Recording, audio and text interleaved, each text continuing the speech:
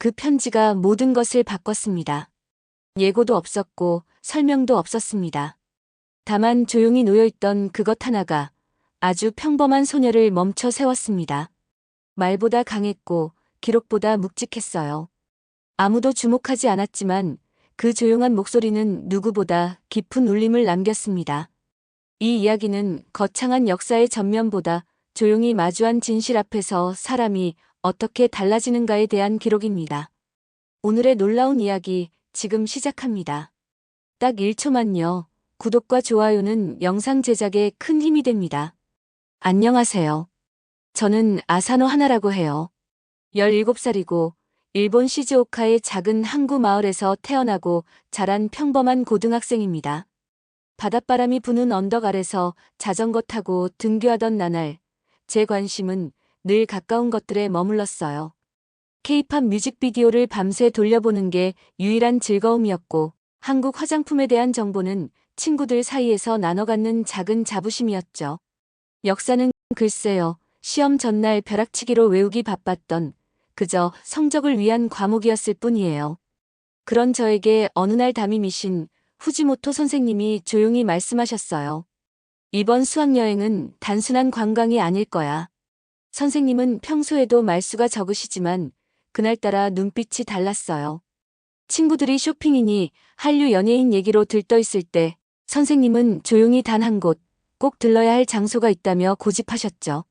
수학여행을 앞두고 있던 며칠 전 저는 방 안에 널브러진 여행용품들을 하나씩 정리하면서 들뜬 마음에 괜히 짐을 3번쯤 다시 싸보곤 했어요. 엄마는 여권 복사본이 빠뜨려지지 않았는지 몇 번이고 확인하셨고, 아빠는 출국 전 날씨를 걱정하며 우산을 챙겨야 하지 않겠냐고 물으셨어요. 식탁 위에는 제가 좋아하는 오니기리가 소풍 도시락처럼 놓여 있었고, 동생은 못 가는 게 부럽다며 괜히 제 핸드폰을 들춰보다 혼나기도 했죠. 저는 가방 안에 K-팝 굿즈를 챙기느라 정신이 없었고, 친구들과 단체 채팅방에서는 인천공항에서 바로 갈 쇼핑 리스트를 공유하느라 밤이 새는 줄도 몰랐어요. 솔직히 말해 역사나 전통 같은 건 머릿속에 없었죠. 그냥 재미있는 여행일 거라 생각했어요. 그렇게 시작된 수학여행.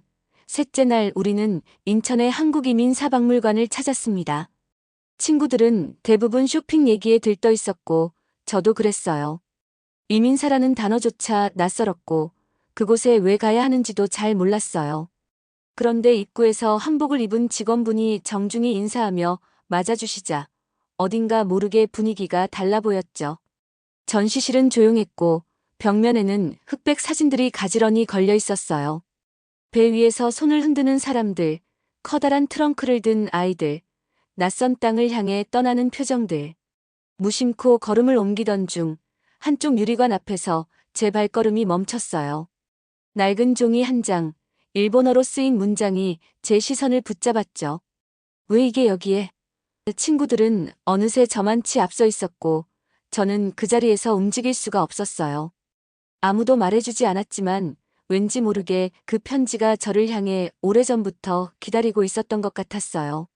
설명할 순 없었지만 그 순간부터 무언가가 분명히 시작된 기분이었죠. 제가 멈춰선 유리관 앞엔 누렇게 바랜 종이 한 장이 조용히 놓여 있었어요. 글씨는 일본어였고 또박또박한 필체가 눈에 들어왔죠. 처음엔 그저 오래된 전시물이라 생각했지만 그 내용은 생각보다 훨씬 충격적이었어요. 김민수 선생님이 조용히 다가오셔서 설명해 주셨죠. 이건 사할린에 강제 동원되었던 조선인 노동자가 남긴 편지예요. 자신을 감시하던 일본 군인의 아들에게 쓴 것이죠. 그리고 나지막한 목소리로 편지 내용을 읽어주셨어요. 당신은 아버지의 죄를 짊어질 필요는 없지만 진실을 외면하지 않길 바랍니다. 그 문장을 듣는 순간 머리가 멍해졌어요. 짧은 한 줄이었지만 제 가슴을 세게 때리는 것 같았어요.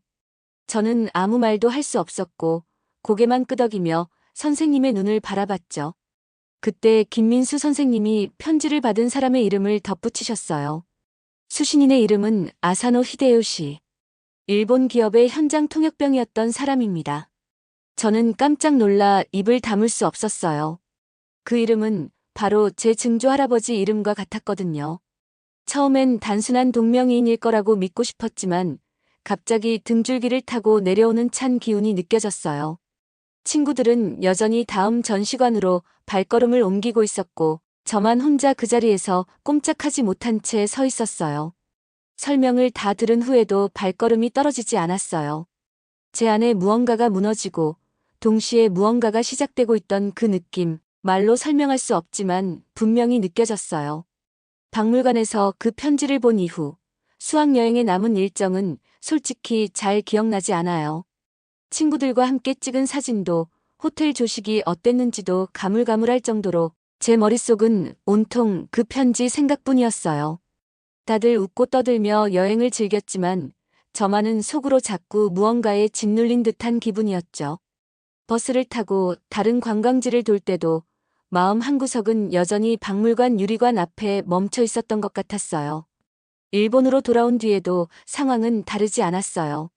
수업 시간에도 버스를 타고 가는 길에도 심지어 잠들기 직전까지도 그 문장이 자꾸 맴돌았어요. 당신은 아버지의 죄를 짊어질 필요는 없지만 진실을 외면하지 않길 바랍니다. 대체 그 편지를 쓴 사람은 어떤 마음이었을까? 그리고 정말 우리 가족이 그 대상이 맞는 걸까? 며칠을 그렇게 보내던 어느 밤, 집 안 깊숙한 서랍 속에서 먼지가 쌓인 작은 상자를 발견했어요. 그건 예전에 돌아가신 증조 할아버지의 유품 상자였죠. 손때 묻은 엽서, 오래된 사진, 그리고 그 아래 낯익은 글씨체로 적힌 일본어 편지 사본 한 장. 순간 심장이 쿵 내려앉았어요.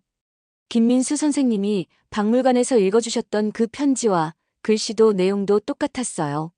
손이 떨렸고 숨이 막히는 기분이 들었어요. 이게 진짜로 우리 집에 있었던 거야? 더 이상 외면할 수 없었어요. 그건 우연이 아니었어요. 편지 속 히데요 씨는 단순한 이름이 아니라 저희 가족의 뿌리였고 외면하고 싶은 과거 그 자체였어요. 그날 이후 저는 도서관과 인터넷을 뒤져가며 사할린 강제동원과 조선인 노동자들에 대한 자료를 하나하나 찾아보기 시작했어요. 도쿄에 있는 전쟁기록센터에도 메일을 보내봤고 사할린 귀환 한인이라는 키워드로 검색하면서 제가 몰랐던 역사들을 처음 접하게 됐죠. 그런데 그 와중에 눈에 띈 한 문장이 있었어요. 일본인 통역병 아사노 히데요 씨는 현장에서 조선인을 감시하며 식민지 정책에 협조했다. 순간 심장이 내려앉는 기분이었어요. 제 증조 할아버지와 이름이 같았고 역할도 정확히 일치했죠. 고개를 들어 집 안거실에 걸린 증조 할아버지 사진을 봤을 때 그의 말 없는 얼굴이 어쩐지 낯설게 느껴졌어요. 가족 중 누구도 그에 대해 깊이 말한 적이 없었고 특히 한국 이야기가 나올 때면 조용히 자리를 피하셨던 어른들의 모습이 떠올랐어요. 어쩌면 다들 알고 있었던 걸까요? 아니면 아무도 말할 수 없었던 걸까요? 그날 밤 저는 처음으로 가족에게 물어보려다 결국 입을 다물었어요. 대신 다시 서랍을 열고 편지를 꺼내 읽었어요. 조용히 아주 천천히. 그 글씨들 속에서 저는 증조 할아버지의 숨겨진 시간을 느꼈고 김민수 선생님이 왜 그토록 담담하게 그 이야기를 전했는지도 이제야 이해할 수 있을 것 같았어요. 그날 이후 머릿속이 복잡했어요. 나는 그 죄를 지은 게 아닌데 왜 이렇게 무거운 거지? 라는 생각이 자꾸 들었어요. 편지를 읽은 이후로는 무엇을 봐도 누구와 이야기를 해도 마음 한쪽이 늘 무거웠어요. 증조 할아버지는 전쟁 이후 말을 아끼셨고 가족들도 굳이 묻지 않았던 이유가 이제는 조금 알 것 같았어요. 그저 조용하고 점잖았던 분이라는 기억만 있던 어른이 어느새 역사 속 인물로 다가오는 기분이었죠. 거실을 지날 때마다 액자 속 그분과 눈이 마주쳤고 저는 무심코 고개를 돌리곤 했어요. 어떤 날은 괜히 혼잣말을 하기도 했죠. 할아버지, 정말 그런 일이 있었던 거예요? 아무도 대답해주지 않았지만 그 침묵이 오히려 더 많은 것을 말하는 것 같았어요. 그냥 흘려보내고 싶었지만 그럴 수 없었어요. 도쿄의 가을바람이 유난히 차가웠던 밤, 저는 책상 앞에 앉아 한참을 생각에 잠겼어요. 그 편지를 들고 몇 번을 읽고 또 읽었죠. 마치 그 문장들이 나에게 직접 말을 거는 듯 했어요. 진실을 외면하지 않길 바랍니다. 그 문장을 처음 들었을 땐 너무 낯설었는데 이제는 마치 제 마음 한가운데 뿌리처럼 내려앉아 있었어요. 그날 밤 저는 알 수 있었어요. 외면은 더 이상 제 선택지가 아니라는 것을요.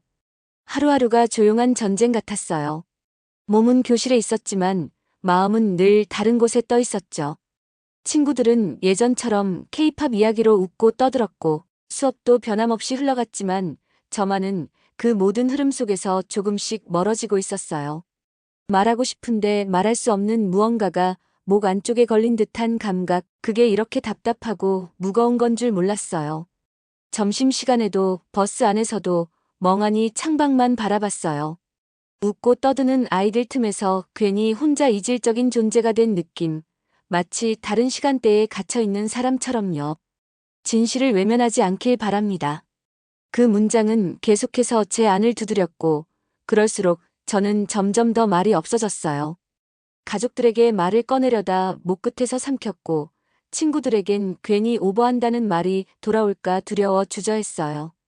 그렇게 며칠을 고민하다 결국 저는 한국이민사박물관으로 조심스레 메일을 썼어요. 무슨 말을 해야 할지도 몰라. 단순한 인사와 궁금했던 한 가지를 짧게 적었지만 보내야겠다는 마음만큼은 분명했어요. 답장은 생각보다 빨리 도착했어요. 단 한 문장. 저는 기다리고 있었습니다. 그 문장을 보는 순간 이상하게 가슴이 뻐근해졌어요. 누군가 나를 이해하고 있다는 감각, 그리고 그 이야기를 함께 들여다볼 준비가 되어 있다는 확신. 그 말 한 줄이 제 안에 얼어붙었던 감정을 조금씩 녹였어요. 아직은 두렵지만 이제는 확신해요. 이건 과거의 누군가만의 이야기가 아니에요. 이건 분명히 저의 이야기도 될 거라는 것을요. 그리고 그 끝에 무엇이 있을지 저도 모르게 기대하게 됐어요. 그 문장을 마지막으로 읽고 나서 저는 책상 앞에서 한참을 멍하니 앉아 있었어요. 그 짧은 한 줄이 남긴 여운이 꽤나 길었거든요. 기대감과 두려움이 엉켜 마음이 고요하지 않았어요. 이건 분명히 나의 이야기가 될 수도 있다는 깨달음은 곧 내가 그 이야기 속으로 걸어 들어가야 한다는 부담으로 다가왔죠.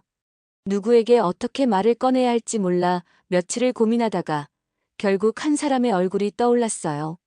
바로 수학여행 전부터 한국이민사박물관 방문을 가장 중요하게 생각했던 후지모토 선생님이었죠. 박물관에서 말없이 제 옆에 서 있던 그 눈빛, 거기엔 분명 무언가를 아는 사람의 침묵이 있었어요. 학교 창밖으로 늦가을 바람이 휘몰아치던 날, 저는 선생님의 연구실 문 앞에 섰어요. 문을 두드릴까 말까 망설이던 순간 안에서 들려온 조용한 기침 소리에 용기를 냈죠. 선생님은 평소처럼 말없이 고개를 끄덕이며 저를 맞아주셨어요. 자리에 앉자 마음이 자꾸 앞질러 뛰고 말은 목구멍에서 멈추기를 반복했어요. 하지만 결국 숨을 깊이 들이마신 뒤 조심스럽게 꺼냈어요. 편지를 보고 나서 달라졌어요. 혼란스럽고 무겁고 아무에게도 말할 수 없었어요. 저의 이야기는 점점 감정에 휩쓸렸고 목소리는 떨리고 눈시울은 붉어졌죠. 선생님은 한마디도 끼어들지 않고 고요하게 듣고 계셨어요. 그런 시간이 얼마나 흘렀을까요? 선생님은 책상 위에 작은 시계를 바라보다가 조용히 말씀하셨어요. 진실을 알게 된 순간부터 우리는 선택해야 해. 외면할 것인지 책임질 것인지. 그 말은 훈계도 아니었고 강요도 아니었어요. 오히려 누구보다 진심으로 건네는 말처럼 느껴졌죠. 그 문장이 제 마음속 가장 깊은 곳을 툭 건드렸어요. 저는 그 자리에서 고개를 끄덕였고 비로소 누군가와 마음을 나눈 기분이 들었어요. 그날 이후 저는 결심했어요. 이 이야기를 피하지 않겠다고. 나도 이 역사의 작은 목소리가 되겠다고요. 그날 밤 저는 책상에 앉아 한참을 고민하다가 펜을 들었어요. 종이를 꺼내 박물관 자원봉사하던 한국 친구들에게 편지를 쓰기 시작했죠. 그날 박물관에서 만났던 진실을 저는 잊지 않겠습니다. 기억하고 말하겠습니다. 그렇게 또박또박 써내려갔어요. 처음엔 누군가에게 보낼 생각은 아니었어요. 그냥 제 안에 무언가를 정리하고 싶었고 마음 깊은 곳에서 계속 웅크리고 있던 감정을 꺼내는 일이 필요했죠. 하지만 문장을 완성하고 나니 이건 혼자만 간직할 게 아니라는 생각이 들었어요. 용기를 내어 편지를 사진으로 찍어 SNS에 올렸고 마음속에선 조용히 떨림이 일었죠. 예상보다 훨씬 많은 반응이 있었어요.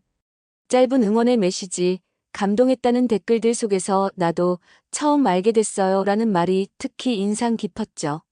그런가 하면 일부에선 왜 하필 그런 걸 끄집어내냐, 조용히 넘어가면 될 걸 굳이?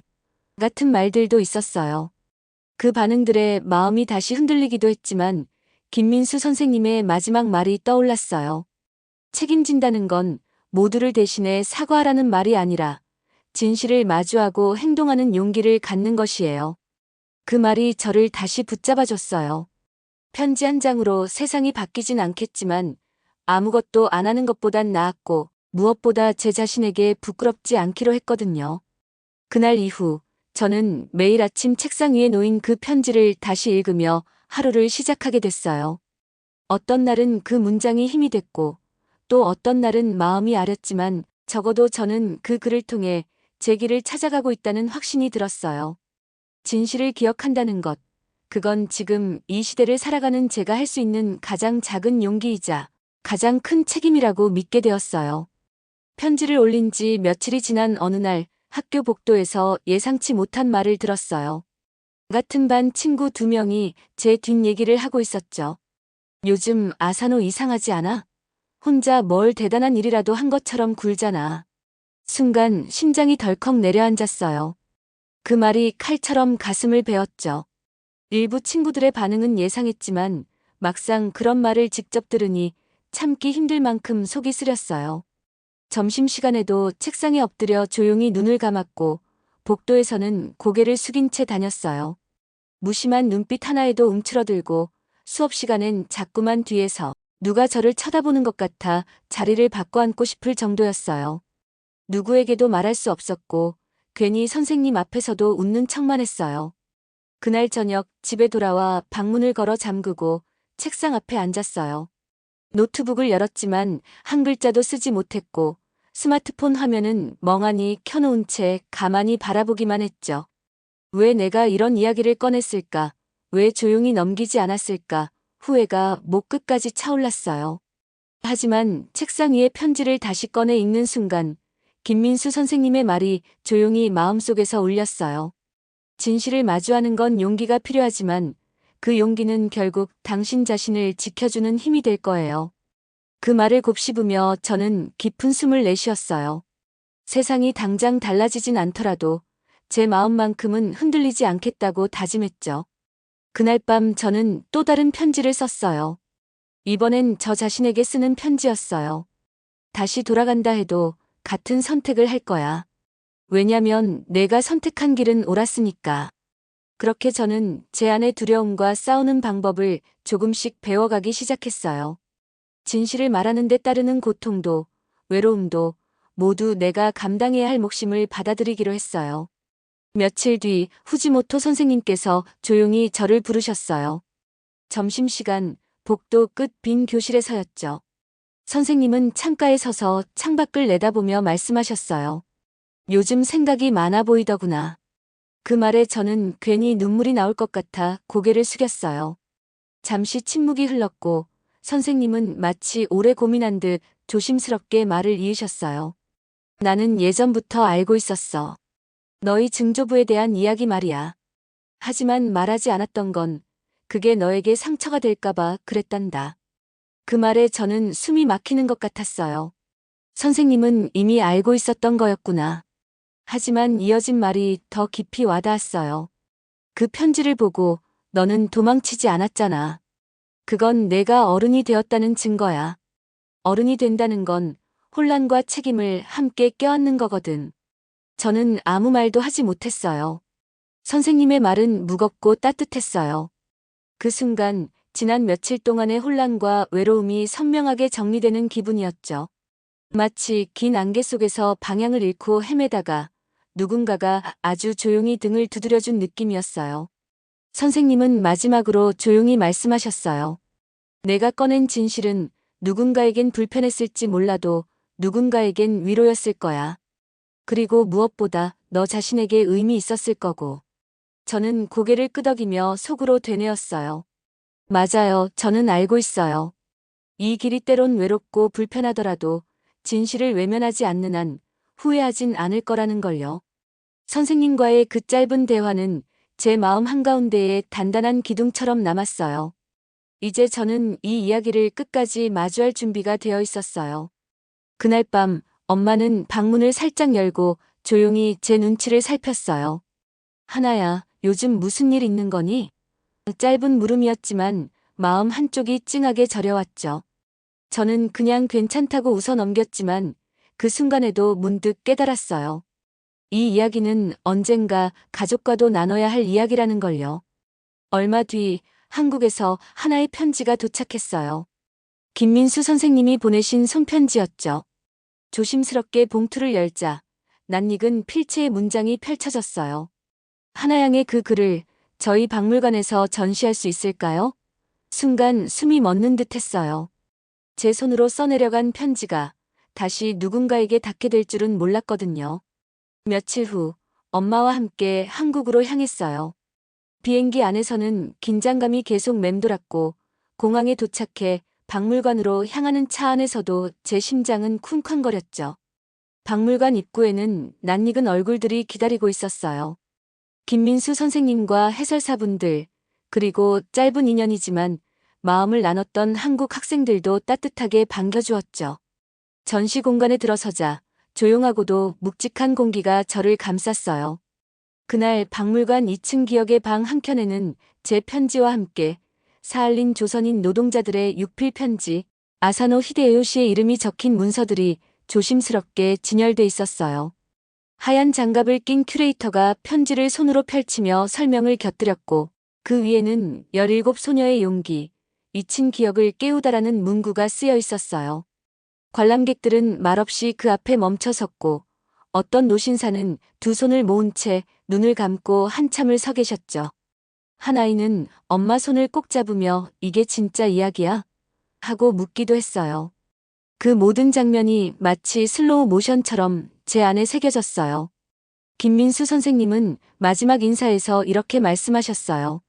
이건 단지 과거의 이야기가 아니라 우리가 어떻게 미래를 만들어갈 것인가에 대한 기록이기도 합니다. 그 말을 들은 저는 조용히 편지함을 하나 열어 제 편지를 꺼내 들었어요. 낭독을 시작하자 박물관 전체가 숨죽인 채 귀를 기울였고 제 목소리의 떨림이 그 공간을 가득 채웠죠. 낭독이 끝났을 때 박수는 없었지만 깊은 침묵이 있었어요. 사람들은 말없이 고개를 끄덕였고 저는 그제야 알게 되었어요. 이 편지는 나만의 고백이 아니라 모두의 기억이라는 걸요. 저는 이제 확신할 수 있어요. 진실을 마주한 사람은 반드시 그것을 말할 책임이 있다는 걸요. 박물관에서 돌아온 그날 밤 숙소 창밖으로 비가 조용히 내리고 있었어요. 마음 한구석이 무겁기도 했지만 이상하게도 후회는 없었어요. 제 선택이 옳았다는 확신과 함께 제가 해야 할 일은 이제부터라는 생각이 들었죠. 지금도 가끔 책상 서랍을 열어 그 편지를 다시 꺼내 읽곤 해요. 그 글자 하나하나마다 담긴 떨림, 그날 박물관의 공기, 김민수 선생님의 말투, 관람객들의 눈빛 모든 것이 선명하게 되살아나죠. 처음엔 단지 한 장의 편지로 시작됐지만 그것은 제 인생의 방향을 바꾸는 출발점이 되었어요. 진실을 외면하지 않고 마주하는 일, 그건 늘 두렵고 외로운 선택이었지만 저는 그 선택 덕분에 누군가와 마음을 나누고 역사 속에 묻힌 목소리를 되살릴 수 있었어요. 저의 이야기가 특별한 이유는 거창한 사건이 아니라 조용한 고백에서 비롯되었다는 데 있었어요. 저는 어떤 영웅도 아니고 위대한 활동가도 아니에요. 그냥 눈을 감지 않기로 결심한 한 사람일 뿐이에요. 그리고 그 작은 결심이 때로는 시대를 움직이는 출발점이 될 수도 있다는 걸 배웠어요. 이제는 알겠어요. 용서란 잊는 게 아니라 기억하는 데서 시작된다는 걸요. 그 기억은 고통을 덜기 위한 것도 누구를 심판하기 위한 것도 아니에요. 다만 같은 잘못이 되풀이되지 않도록 함께 더 나은 미래로 나아가기 위해 꼭 필요한 일이라는 걸요. 저는 이제 그 진실을 지켜나갈 준비가 되어 있어요. 그리고 언젠가 누군가가 이 이야기를 다시 꺼낼 때 저는 그 곁에서 조용히 고개를 끄덕이며 말할 수 있을 거예요. 나도 그 진실을 기억하고 있다고. 오늘 이야기는 여기까지입니다. 한 소녀의 용기 있는 선택이 어떻게 침묵의 시간을 깨우고 기억을 움직이는가를 지켜보셨습니다. 이제는 우리가 함께 묻고 답해야 할 시간입니다. 역사를 기억한다는 것, 그것은 곧 더 나은 미래를 향한 선택이자 책임입니다. 끝까지 시청해주신 모든 분들께 진심으로 감사드리며 오늘 이야기가 더 많은 이들의 마음에 닿을 수 있도록 구독과 좋아요, 그리고 지인들께도 공유 부탁드리겠습니다. 다음 영상에서도 가슴을 울리는 또 하나의 진실로 찾아뵙겠습니다. 감사합니다.